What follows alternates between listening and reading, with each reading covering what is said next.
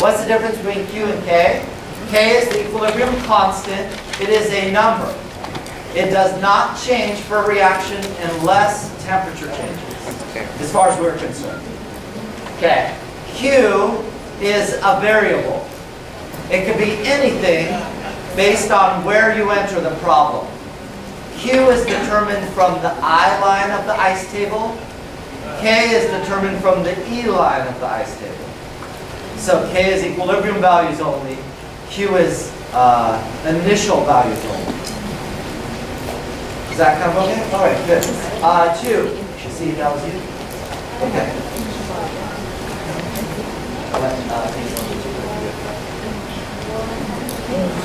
What is it?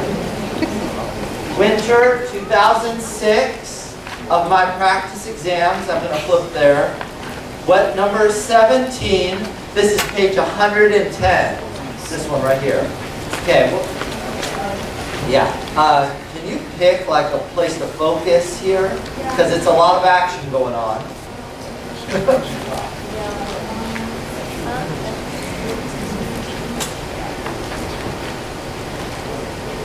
I just made, for everybody else, I made a combo problem. The pieces are not necessarily connected. Some are, some aren't. What part? E. Find the pH of the solution only containing this. Okay, good.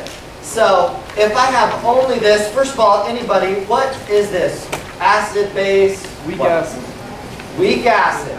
So, if I want a pH of a weak acid, I do ice table. Do you want me to write that out? Okay. So I would just do the ice table. This would be the molarity minus X plus X, all that sort of action. Anything else that was quicker than I expected? Okay. Okay. For D, if you were doing D, use a weaker acid to find the OCl equilibrium concentration in the solution. The Ka is listed on the back of the exam.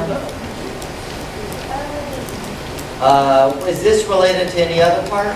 I forgot. Equation. Oh, now you're interested in D.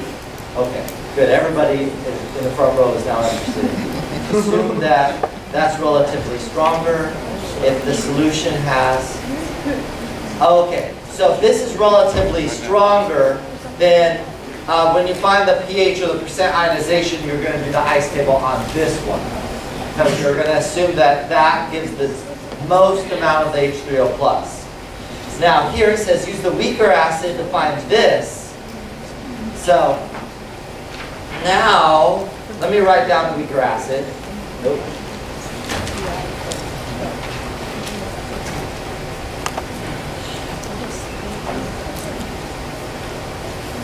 Now let me write the Ka.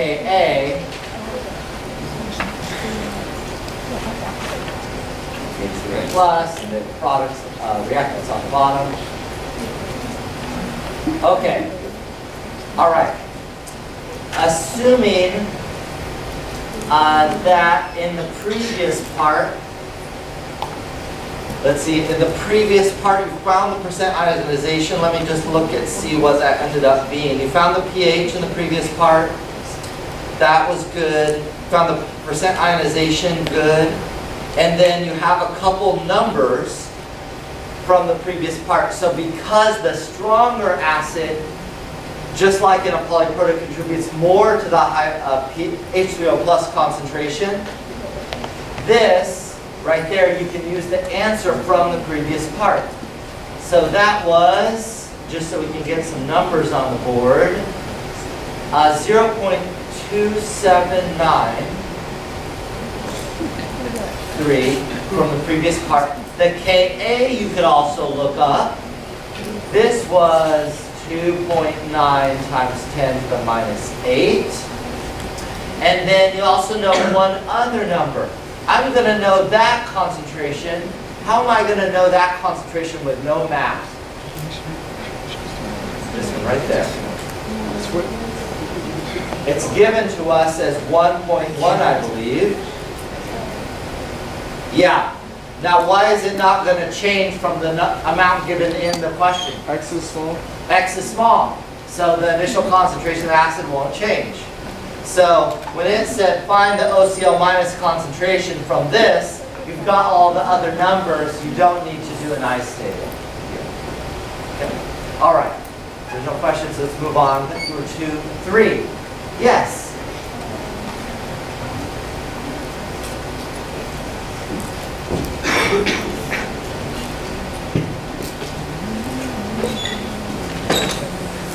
For the dilute strong acid, a little review of that. Let me go back to where we were. I will find it momentarily. Here we go. This part you were talking about. So just to repeat what I was saying, here is 10 to the minus 9 here. The smaller this number gets, 10 to the minus 10, 10 to the minus 11, etc., the closer the pH will get to 7. Okay? Because it'll be just slightly acidic. The larger this number gets, so the other way, 10 to the minus 8, minus 7, etc., the further it will get from 7. But when it's still dilute, it will not get too far. So I'd expect it, for a typical dilute, not to drop by around 6.7, 6.6, somewhere around there approximately. Okay? For a strong base that's dilute, it's the opposite. The lower the concentration, the closer to 7, but just above it. The larger the concentration of the base, the higher the pH goes. Okay?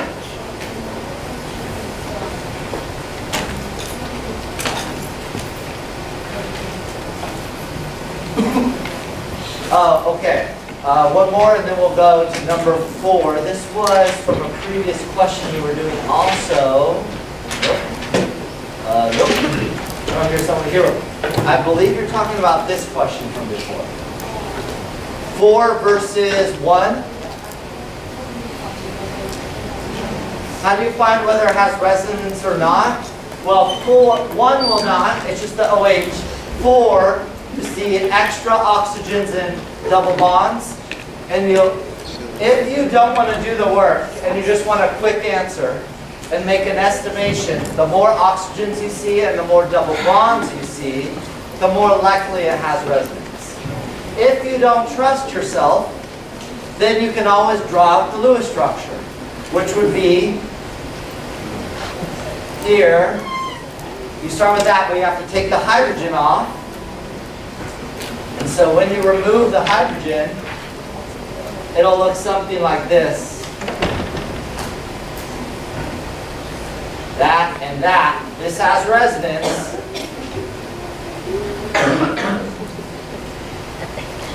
Where the double bond goes down there. Okay? So, you can always draw it out if you don't trust yourself. And if you want to just go for it and think I'm probably right, you could just say, yeah, it probably has resonance. You're not 100% sure actually. It's just an estimation that will usually be right. Okay. All right.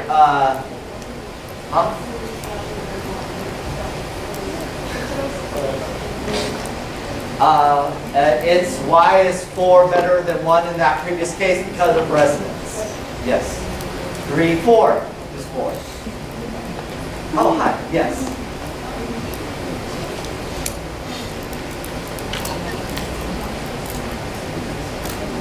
Oh, good. Okay, this is Le Chatelier that we ended on. I just have to find it. Here it is. This one, if I increase A, you were wondering what happens to C. Well, because you increase A, it's going to shift to the right. A will start to deplete.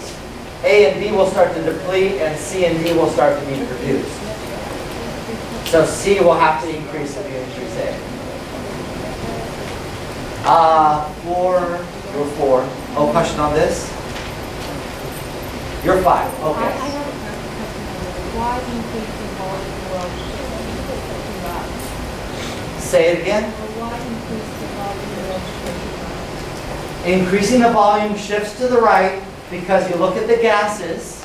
Volume has to do with the gases. 2 moles of gas on the left, A, and 3 moles of gas, C, on the right. So when you increase the volume, it's going to go to the side that is larger. There's more moles. According to the ideal gas law in that whole section, moles represent volume. So actually, 2 liters of A and you have 3 liters of C. So it's going to go to the larger volume side. If you decrease the volume, it'll go to the smaller volume side of the gas. All right, 5. Okay. Page 92 of my practice exam reader. I'm going to flip there right now myself. 92. Spring 10. Spring 10. What are you saying? 16 or 16? This one. Okay. Which one did you pick? Or should we go from scratch? Or okay. From scratch. By the way, when I approach these, I think before I started, I asked myself, oh, is this actually just from... It's not, but you always want to, just for everybody, always ask yourself, are those 2 just on here and I'm just supposed to read 2 numbers? They're not in this case, but that's always good to ask. That, I don't think is going to be true for any of these. Okay, yeah, so these are not both on the list, so it can't be that.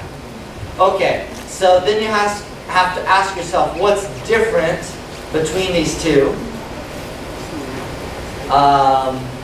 And we're doing the third one, right? The nitrogen versus the carbon. So you have different atoms. So when you have different atoms, I'd always start there. The nitrogen versus the carbon. Nitrogen is 1 to the right. Yeah, so if you see a different atom, I would usually start there and then go on to say the number of oxygens or something like that. Okay? Rule 5. 6. Yes.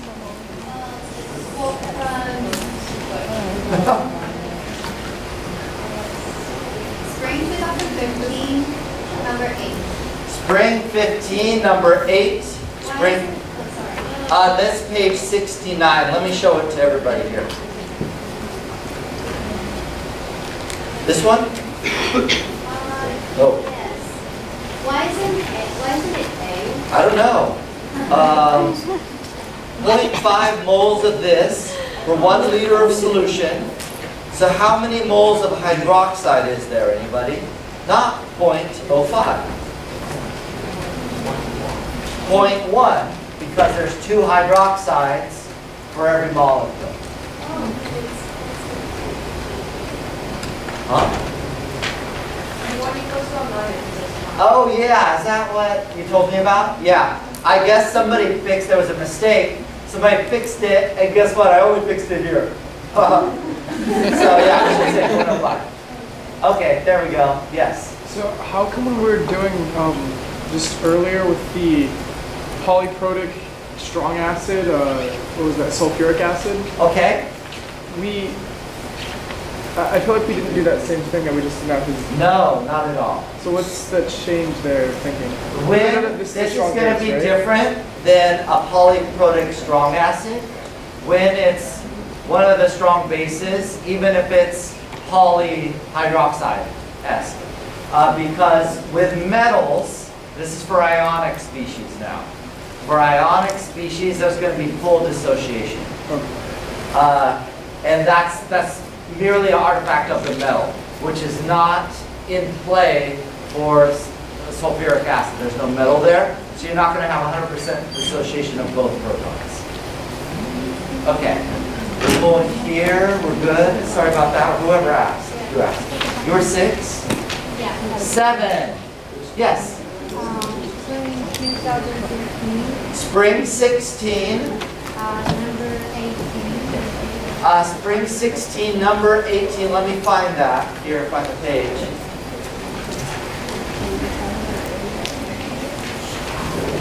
Are you talking about this one here? It's working on it. This one, right? Okay, so this is page 67, spring 16. You're interested in B. B. No. C. C. Okay, considering parts A and B, is this more likely an acid or a base? Oh, exciting. Okay, this is equivalent to the baking soda problem we did in class, I think last time, where I asked, is baking soda an acid or a base? It's one of those. So, move this out of the way. There's the hard way and I guess the easier way to do it. So we can do it the hard way first. Then we can talk about if there was an easier way to do this. All right, the hard way, what was it, HSO4 minus? Yes. So this will happen whenever there's a polyprotic. It's hard to say, will this be acidic and go donate a proton? Or will this be like a base and accept a proton? Okay? It could go either way, and that's what you were doing in part A and B of this problem. Oh, I guess we'll do it, yeah. Maybe I took it back. We'll do it different than what I was originally thinking. Okay. Now, what do we know about, so, let's see, H2. Let me write sometimes you don't have to do this, but I'm going to write out the Ka1 and Ka2. Okay? I think it'll just help us visualize what's happening. And K2, HSO4 minus.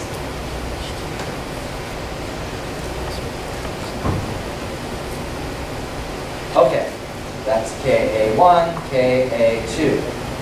Okay, K1, large or small? Large. So, that's related to this one, but this is going in the reverse direction as I've drawn the arrow. Do you see that? Acting as a base, it's going in the reverse direction of K1. So do I expect that to act as a base to be favorable or not? This side. Probably not, because it more likely would go this way, where this wants to produce this according to this reaction, and that's very favorable to form this. Not this to go here. In fact, because it's a strong acid, you'd expect this to go all the way forward. So you'd expect this to not happen. But going the other way, Ka2, yes, it's small, but compared to the reverse direction of Ka1, probably of no comparison. So I'd expect it to be an acid for that reason, because this is just not going to happen. Okay, that's like the medium difficulty way of thinking about it. If you like patterns, then we did this for HCO3 minus in class. If you remember, look up the baking soda problem that we did. HCO3 minus. When it's the middle one of a polyprotic acid, it's going to act like an acid. For this reason, but this is I picked for the test, kind of an easier example because Ka1 is really large, so the thought process is a little easier than the one we did in class. But for the same logic, the middle one of the polyprotic is typically going to be acidic. That would be kind of the easier way to do it, following the pattern. Okay, good? What number were you again? 7, 8. So can you do winter 18? Winter 18. No, page 64, number 19, parts C and E. Hold up a second. Are we talking about this? Yeah, just C and E. Page 64, winter 18, C and D. Okay, what the heck is this? Oh, okay. This is a buffer. We've got the base and the conjugate acid. Dissolved, make a buffer solution. We've got the concentrations, calculate the pH. So for C, you said C, correct? Yeah. Okay. For C, I have to move this now. You're just going to use Henderson-Hasselbalch because it's a buffer. Yep.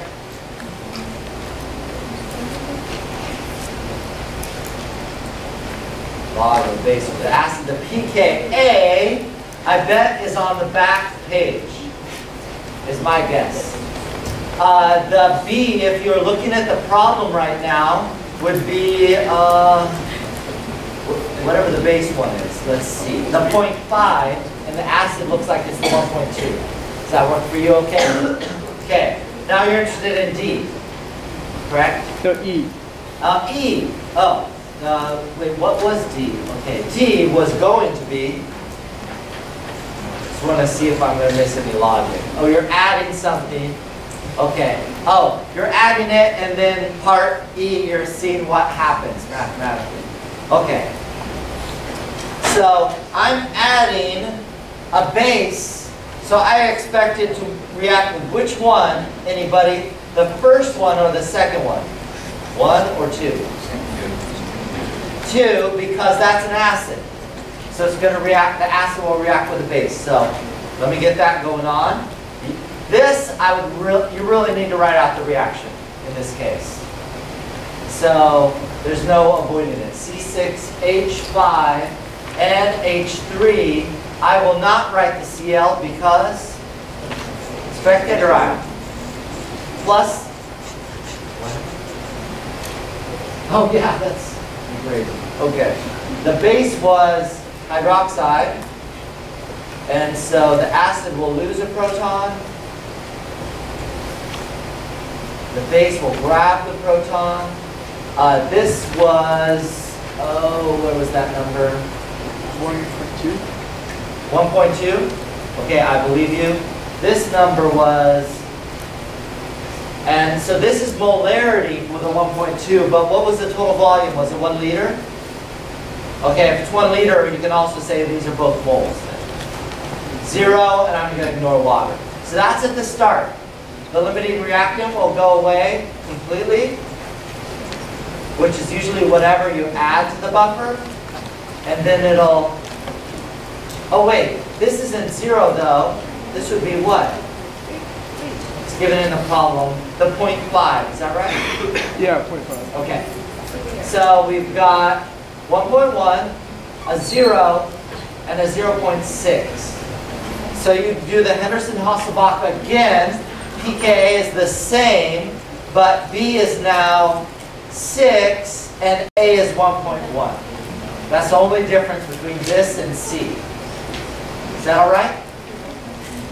Okay, I'll assume you're good. Yes? If you're trying to find the pOH, I'd find the pH and then subtract it from 14. Okay? You are 8, 9, and 10, and then we'll finish. Yes, 9. What page? Same one, but what number? 16? 6.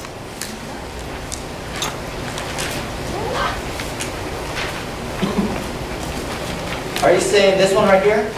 Okay. What's the pH of the following?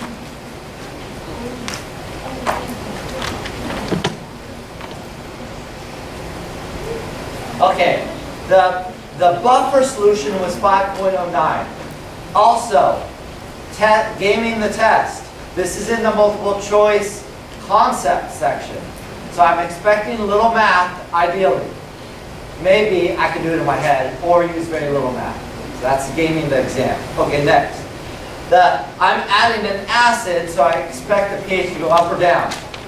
Down, and down a lot or a little. A little, because the buffer resists pH change. So I'm going to pick the number closest to 5.09, but smaller than it. Done. That's it. Okay, 10. Hi, yes? Page 62, number 8. 62, same test. 62, this is still winter 18. Number 8, right here. Okay. For which of the following, was there a particular reaction you're most excited about, or just the general concept? Well, we just weren't really sure why it was B. Why was it B? Yeah, I think, oh yeah, I like B. Why is it B? Well, Kp equals Kc. There's an equation to convert back and forth, which should be given on the back of the exam. Looks something like this. Kp equals Kc RT to the delta N. You should see it on the back of the test. If delta N is 0, then any number to 0 is 1, so Kp would equal Kc. So I'm looking for anywhere, because I want it to be different, where the moles of gases are different. In this case, 1 plus 2 is 3 versus 1. Done. You don't include this because it's a little.